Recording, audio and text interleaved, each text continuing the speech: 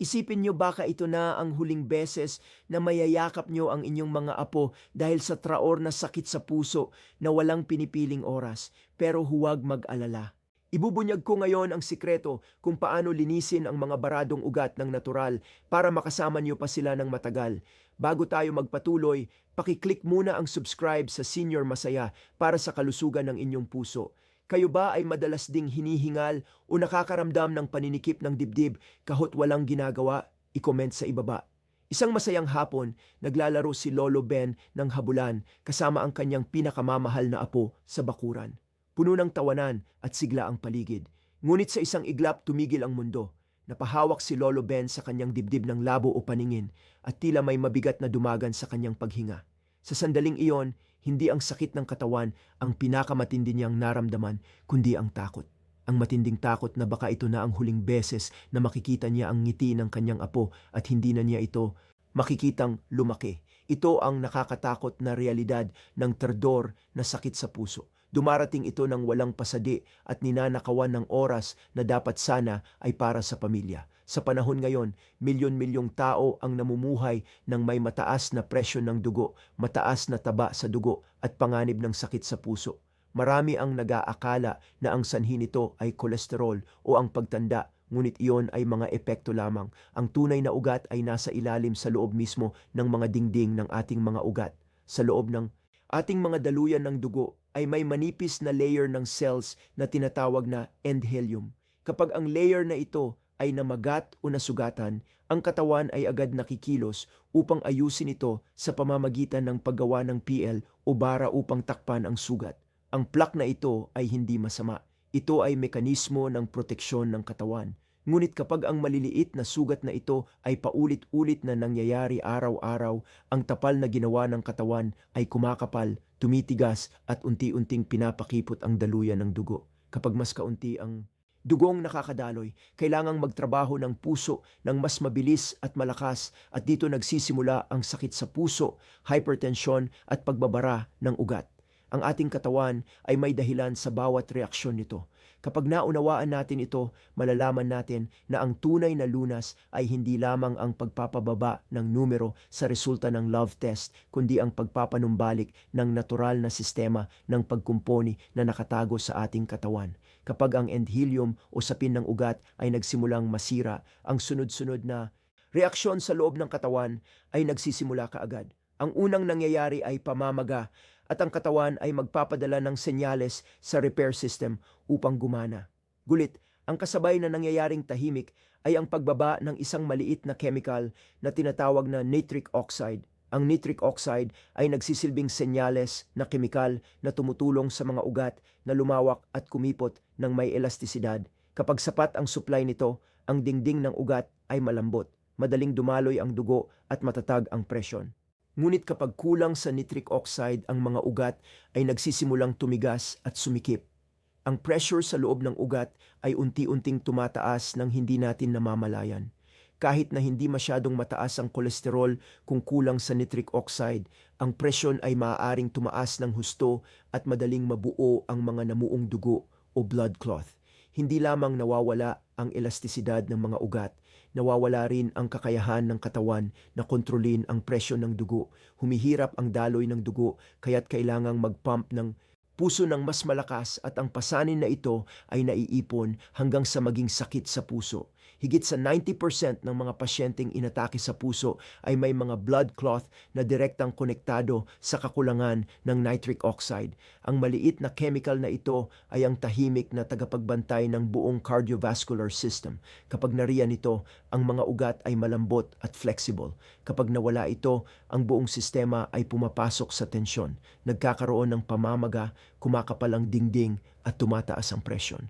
Ang pag-unawa sa papel ng nitric oxide ay nagpapakita sa atin na ang tunay na panganganaga sa kalusugan ay hindi ang pagpupwersa sa katawan gamit ang gamot, kundi ang pagpapanumbalik ng natural na sistema ng pagkumpuni na nakatago sa ating katawan. Ang nakakamangha ay ang ating katawan ay hindi kailanmang nauubusan ng paraan. Kahit bumaba ang antas ng nitric oxide, maaari pa rin nating pasiglahin upang gumana muli ng hindi umaasa sa gamot. Isa sa mga pinakamakapangyarihang pampasiga ay ang natural na sikat ng araw. Kapag dumapi ang balak sa sikat ng araw sa umaga, ang katawan ay gumagawa ng vitamin D at sumisipsip ng infrared rays na mahusay ding nagpapataas ng nitric oxide. Ang simpleng paglalakad sa ilalim ng banyag na araw sa loob ng 10 hanggang 15 na minuto ay magsisimulang magpalawak ng mga ugat at natural na magpapababa ng presyo ng dugo. Ang sikat ng araw ay parang enerhiya ng buhay na gumigising sa sirkulasyon ng dugo upang gumana muli. Bawat sinag ay maliit na senyales na tumutulong sa mga ugat na makahinga muli pagkatapos na matagal nang nakakulong. Dahil sa pamumuhay sa loob ng bahay at kakulangan sa paggalaw. Isa pang bagay na simple ngunit epektibo ay ang paghinga sa pamamagitan ng ilong. Kapag humihinga ka ng malalim sa ilong, ang iyong mga sinus ay gumagawa ng nitric oxide na tumutulong sa mas maayos na daloy ng dugo at nagpaparelax sa dingding ng mga ugat. Ang ilang minutong malalim na paghinga sa umaga ay maaaring tunay na magpabago sa ritmo ng puso at huwag kalimutan ang mineral na magnesium. Ang magnesium ay isang mineral na kulang sa karamihan ng tao nang hindi nila alam. Ito ay parang switch na kumokontrol sa pag-urong at pagluwag ng mga ugat, tumutulong sa puso na tumibok ng may tamang ritmo at nagtataguyod ng paggawa ng nitric oxide sa katawan. May isang matandang lalaki sa probinsya, tawagin natin siyang Tatay Jose, na sinimulan ang kanyang araw sa pamamagitan ng maligamgam na tubig na may halong kaunting magnesium. Naglalakad sa paligid ng bahay ng ilang minuto at nagsasanay ng malalim na paghinga bago sumikat ang araw. Sa loob lamang ng 3 linggo, bumalik sa normal ang kanyang presyo ng dugo. Gumanda ang kanyang tulog at naramdaman niyang bumalik ang kanyang lakas. Ang ating katawan ay may sariling memorya. Kapag ibinigay natin dito ang sikat ng araw, tamang paghing at mga mineral na kailangan nito, magsisimula itong ibalik ang lakas na dating taglay nito upang mapanatili ang natural na balanse ng puso at mga ugat. Kapag ang taba ay nagsimulang maipon sa mga ugat, hindi hinahayaan ng katawan na basta na lang ito bumara. Mayroon itong matalinong sistema na nilikha mula pa sa simula upang linisin ang mga ugat mula sa loob. Ang mekanismong ito ay tinatawag na reverse cholesterol transport o RCT o ang proseso ng pagbabalik ng kolesterol. Ito ay isang sistema na nagdadala ng sobrang kolesterol mula sa dingding ng mga ugat pabalik sa atay upang i-recycle o ilabas sa pamamagitan ng APDO. Ang atay ay parang sentro ng pamamahala ng taba ng buong katawan. Kapag maayos na gumagana ang RCT, hinihila ng atay ang sobrang kolesterol. Ginagamit ito sa paggawa ng hormones o cell membranes at sistematikong inaalis ang mga sobra para itong may cleaning team na hindi nakikita na araw-araw na nagliligpit ng maliliit na taba mula sa dingding ng ugat na nagpapahintulot sa dugo na dumaloy ng maayos. Kung ihahalin tulad ang ugat sa isang ilog, ang HDL o good cholesterol ay ang maliliit na bangka na nagdadala ng sobrang kargamento pabalik sa atay upang mapanatili ang linaw ng tubig sa loob ng katawan. Upang gumana ng husto ang sistemang ito, kailangan ng ilang bagay na tutulong dito tulad ng niacin o vitamin B3 na nagpapabilis sa trabaho ng HDL. Magaang ehersisyo, intermittent fasting at ang pagbabawas ng pagkain ng harina o asukal. Ang mga ito ay tumutulong upang hindi mahirapan ang atay at mapanatili ang balanse ng good at bad cholesterol. Ang kolesterol ay hindi kaaway. Ito ay kagamitan sa pagkumpone na ginagamit ng katawan upang protektahan ang dingding ng mga ugat. Nagiging problema lamang ito kapag may paulit-ulit na pamamaga. Ngunit kapag bumalik ang katawan sa balanse, magsisimulang gumana ang RCT. Unti-unting tutunawin at dadalhin palabas ang sobrang kolesterol. Kaya hindi natin kailangang labanan ng kolesterol kundi ibalik lamang ang lakas sa natural na sistema ng katawan. Kapag bumalik ang RCT, unti-unting lilinis at magiging flexible muli ang mga ugat. Lahat ng ito ay nangyayari ng tahimik at natural. Ang ating katawan ay may natural na mekanismo ng paglilinis ng ugat. Ngunit sa makabagong pamumuhay, ang mekanismong iyon ay nahahadlangan halos araw-araw. Hindi dahil sa pagtanda, kundi dahil sa pagkaing puno ng asukal at pinong harina. Sa tuwing kumakain tayo ng puting kanin, tinapay, matatamis na inumin o pritong pagkain na may harina, ang antas ng asukal sa dugo ay agad na tumataas. Kailangang magmadali ang katawan na maglabas ng insulin upang hilahin ang mga asukal na iyon palabas ng dugo. Ang insulin ay parang gwardiya na nagwawanis ng asukal para sa kaligtasan. Ngunit kapag ginagawa natin ito ng paulit-ulit sa loob ng maghapon, ang pancreas ay nagsisimulang manghina at ang mga ugat ay nakakaranas ng pressure. Sa lahat ng oras, ang sobrang asukal ay hindi lang nagpapataas ng insulin. Sinisira din nito ang endothelium o sapin ng ugat na siyang simula ng pagkasira ng RCT system. Ang bawat butil ng asukal ay parang liha na kumukuskos sa dingding ng ugat na nagdudulot ng unti-unting pamamaga. Sa paglipas ng panahon, kumakapal at tumitidos ang dingding ng ugat at tumitigil ang sistema ng pagbabalik ng kolesterol. Ito ang mapanganib na siklo ng modernong nutrisyon. Maraming harina at asukal, mataas na asukal sa dugo, mataas na insulin, pagtaas ng pamamaga, pagbaba ng nitric oxide, pagkakaroon ng plaque, pagtigil ng RCT.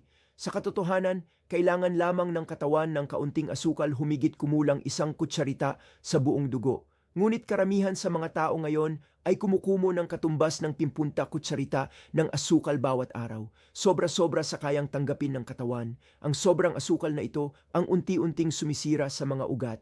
Nagpapahina sa dingding nito, nag-aanis ng elasticity at nagiging simula ng diabetes, mataas na cholesterol at hypertension.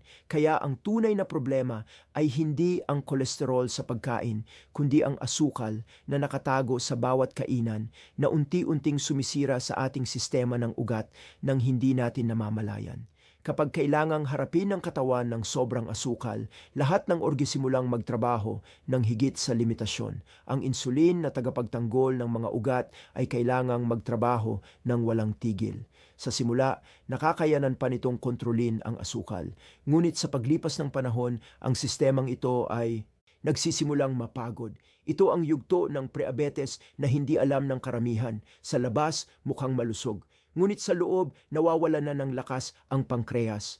Kapag hindi na makapagtrabaho ng lubusan ang insulin, ang asukal sa dugo ay nagsisimulang maipon, kumakapit sa dingding ng mga ugat at tumatago sa cells ng atay. Ang resulta ay fatty liver na siyang simula ng lahat ng aberya. Ang sobrang asukal ay nagiging triglycerides, nagiging taba na gawa mismo sa asukal. Habang mas marami kang kinakain na may harina at asukal, mas lalong dadami ang taba sa atay. Maraming pag-aaral ang nakatuklas na sa simpleng paglipat sa low-carb diet, sa loob ng 2 linggo ang taba sa atay ay maaaring mabawasan hanggang 40%. Ito ay malinaw na ebidensya na ang katawan ay may potensyal na pagalingin ang sarili kung titigilan lang natin ang pananakit dito. Ngunit kapag nagpatuloy tayo sa pagkain ng asukal, babalik ang dating siklo. Mataas na insulin, pamamaga, taba sa atay, pagbaba ng nitric oxide, pagkasira ng endothelium, at pagbuo ng bagong taba. Kailangang magkumpani ang katawan ng walang katapusan, parang makinang hindi kailanman nakapagpahinga. Iyon ang dahilan kung bakit maraming tao kahit normal ang timbang ay may fatty liver, mataas na kolesterol at hindi matatag na asukal. Hindi dahil kumakain sila ng sobrang taba, kundi dahil nasa mundo sila na puno ng asukal sa bawat kainan. Hindi kailangan ng katawan ng karagdagang enerhiya. Kailangan lang nitong makawala sa siklong ito upang makabalik sa natural na paggana. Ang ating katawan ay hindi lang basta tumutugon. Mayroon din itong mekanismo ng pagpapanumbalik ng balanse. Kapag binawasan natin ang mga bagay na nagdudulot ng pamamaga, lalo na ang asukal at pinong harina, ang susunod na hakbang ay ang pagpapatibay ng mga ugat. Ang isa sa pinakamahalang sustansya ay magnesium. Ang magnesium ay nagsisilbing regulador ng ritmo ng mga ugat. Ang calcium ang nagpapakontract o nagpapasikip ng muscle habang ang magnesium naman ang tumutulong na mag-relax o lumuwag ito. Ang dalawang ito ay parang silinyador at preno ng puso. Kapag kulang sa magnesium, nagsisimulang tumigas ang mga ugat. Tumataas ang presyon at madaling masira ang dinding ng ugat. Ang sapat na magnesium ay tumutulong sa mas magandang elasticity ng ugat, pagbaba ng presyon at pagbawas ng naiipong calcium sa dinding ng ugat. Isa pang mahalagang sustansya ay ang vitamin K2. Ang vitamin K2 ang nagtuturo sa calcium kung saan dapat pumunta sa buto at ningpin, hindi sa dingding ng ugat. Kung kulang sa K2, ang calcium ay naiipon at nagiging maliliit na bato o calcification na nagpapatigas sa ugat. Kaya ang K2 ay tumutulong na maiwasan ang paninigas ng ugat at mabawasan ang panganib ng sakit sa puso. Bukod dito, nariyan din ang mga polyphenols, mga antioxidants na matatagpuan sa kakao, green tea at berries. Tumutulong ito na bawasan ng pamamaga, protektahan ang endothelium at tulungan ang mga cells ng ugat na makabangon ng natural. Isa pang elemento na madalas na binabaliwala ay ang bile salts na tumutulong maglabas ng sobrang kolesterol mula sa katawan. Kung hindi maayos ang atay o apdo, ang kolesterol ay hindi mailalabas at maiipon sa ugat. Kaya ang pangangalaga sa atay tulad ng sapat na tulog, dahan-dahan ang pagkain at pag-iiwas sa prito ay isa ring paraan upang mapaganda ang sirkulasyon. Ang mga sustansyang ito ay nagtutulungan parang isang orkestra. Ang magnesium ay nagpapaluwag, ang K2 ay nagdidirekta ng calcium, ang polyphenols ay nagproprotekta at ang bile salts ay naglilinis. Kapag ang lahat ng sistema ay nagkakaisa, ang mga ugat ay unti-unting bumabalik sa pagiging flexible at ang daloy ng dugo ay nagiging banayad tulad ng malinaw na ilog pagkatapos ng ulan. Pagkatapos nating maunawaan ang mekanismo at mga sustansya, may isa pang regalo ang kalikasan. Isang simpleng inumin na tumutulong sa paglawak ng ugat, pagpapaganda ng daloy ng dugo at pagpapagaan ng trabaho ng puso. Ito ay ang hilaw na kakao o raw kakao. Ang kakao sa hilaw na anyo na hindi dumaan sa toasting o roasting ay mayaman sa flavonols, isang grupo ng polyphenols na nagpapasigla sa enzyme na gumagawa ng nitric oxide. Sa madaling salita, ang kakao ay tumutulong sa mga ugat na mag-relax katulad ng epekto ng magaang ehersisyo. Natuklasan ng maraming pag-aaral na ang pag-inom ng kakao ay nagbibigay ng resulta sa pagpapalawak ng ugat na halos kapareho ng moderate exercise. Ang isang taas sa bawat araw ay parang ehersisyo na rin sa iyong mga ugat. Kung nais mong dagdagan ang bisa, maaaring haluan ito ng beetroot powder dahil ang beetroot ay may natural na nitrates na direktang ginagawang nitric oxide ng katawan. Kapag pinagsama ang kakao at berut, makakakuha tayo ng perpektong kombinasyon. Ang beetroot ay nagbibigay ng material at ang kakao ay nagpapasigla sa produksyon kaya lalong gumaganda ang daloy ng dugo. Dapat itong timplahin sa maligamgam na tubig, hindi kumukulong tubig upang mapanatili ang sustansya. Ang iba ay naglalagay ng kaunting sea salt o magnesium glycinate para sa mas masarap na lasa at benepisyo sa puso. Kung iinom sa umaga, dapat ay hiwalay ito sa kape ng mga 2 oras dahil ang caffeine ay nagpapasikip ng ugat. Huwag lituhin ang raw kakao sa cocoa powder dahil ang cocoa powder ay dumaan na sa init at nawala na ang halos lahat ng flavonols. Piliing ang organic raw kakao para sa pinakamagandang resulta. Ang nakakatuwa ay kapag tuloy-tuloy ang pag-inom araw-araw, ang epekto ng kakao ay naiipon. Ang dingding ng ugat ay numinipis at nagiging flexible at ang presyon ng dugo ay bumababa ng matatag lalo na sa mga may edad na higit ses, ang kakao at beetroot. 2 simpleng bagay ngunit himala para sa puso na gumigising sa mga ugat upang mabuhay ng muli. Ang epekto ng kakao ay hindi nangyayari sa isang araw, ngunit ang maganda ay naiipon ang bisa nito kapag iniinom ng regular. Ang flavanol sa kakao ay tumutulong sa mga ugat na unti-unting ibalik ang elasticity. Magsisimulang maaalala ng katawan kung paano gumawa ng nitric oxide sa sarili nito. May pag-aaral sa grupong may edad 50 to 80 na natuklasan na pagkatapos uminom ng raw kakao araw-araw sa loob ng 14 na araw, ang kapal ng dingding ng ugat ay nabawasan at naging katulad ng sa mga taong mas bata ng 20 taon. Ito ay hindi milagro kundi natural na paggaling ng katawan na nakalimutan lang dahil sa makabagong pamumuhay. Ang kakao ay hindi lang para sa puso. Tumutulong din ito sa daloy ng dugo sa utak, nagpapalakas ng memorya at focus, nagpapaganda ng kutis at may sangkap na theobromine na nakakapagparelax. Para makuha ang pinakamagandang resulta, bigyang pansin ang pagtitimpla. Gumamit ng tubig na hindi hihigit sa 80 degrees Celsius. Maaaring haluan ng beetroot powder para sa tamis at dagdag na nitric oxide. Ang isang baso sa umaga o pagkatapos ng tanghalian ay parang munting ritual ng pangangalaga sa ugat. Ang pinakamahalaga ay ang pagiging consistent. Mas tumutugon ang katawan sa routine kaysa sa dami. Mas mabuti ang isang baso araw-araw kaysa sa marami, ngunit humihinto naman. Kapag ginawa mo ito, unti-unting babalik ang sigla ng sirkulasyon at mararamdaman mong titibok ang puso ng mas magaan. Tanda na ang iyong mga ugat ay buhay na muli. Ang kakao ay hindi lang may pakinabang sa puso. Kapag gumanda ang daloy ng dugo, Lahat ng organo ay nakakatanggap ng mas maraming oxygen at sustansya. Ito ang dahilan kung bakit ang mga umiinom ng raw kakao ay nakakaramdam ng pagbabago sa buong katawan. Hindi lang sa presyon kundi pati na rin sa isip, tulog at balat. Ang utak ang nakikinabang ng malinaw. Kapag lumawak ang maliliit na ugat sa utak, nagiging mas epektibo ang paggana nito. Gumaganda ang memorya at konsentrasyon. Natuklasan sa pag-aaral na ang mga matatandang regular na umiinom ng kakao ay may memorya at bilis ng reaksyon na kapantay ng mga mas bata.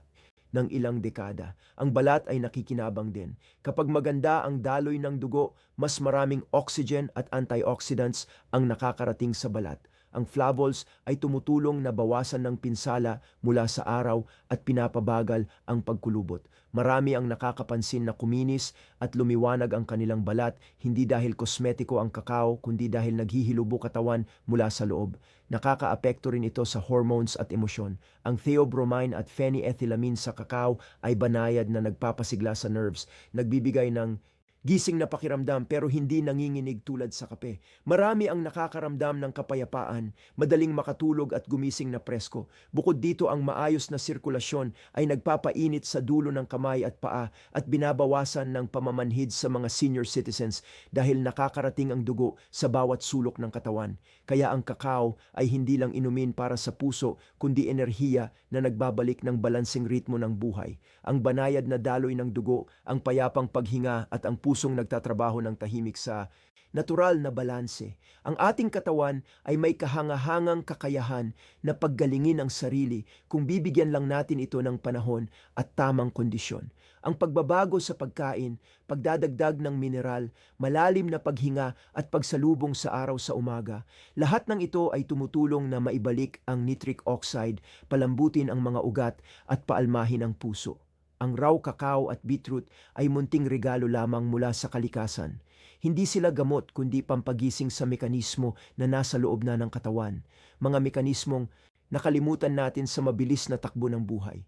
Ang pag-inom ng isang tasa ng kakao sa umaga ay higit pa sa isang inumin. Ito ay paalala sa sarili na ang kalusugan ay hindi nagmumula sa malalayong bagay, kundi sa maliliit na bagay na ginaguman natin araw-araw. Kung nararamdaman mong pagod ka, mabilis ang tibok ng puso o hindi matatag ang presyon, huwag agad gamutin ang stomas lang. Subukang unawain muna ang nangyayari sa loob. Kapag naunawaan mo, malalaman mo kung paano mag-adjust. At kapag tama ang adjustment, magsisimulang magpagaling ang katawan. Ang kakao ay patunay ng katotohanan ito. Hindi ito nagbibigay ng agarang resulta, ngunit unti-unti nitong inaayos ang ritmo ng katawan pabalik sa balanse, pinapagaan ang puso, pinapalinaw ang isip at pinapaginhawa ang pakiramdam mula sa loob. Ituring niyo ito bilang isang munting paglalakbay pabalik sa tunay na balanse ng buhay. Dahil sa bawat tibok ng puso, sinasabi ng katawan na kaya kong magpagaling kung makikinig ka lang o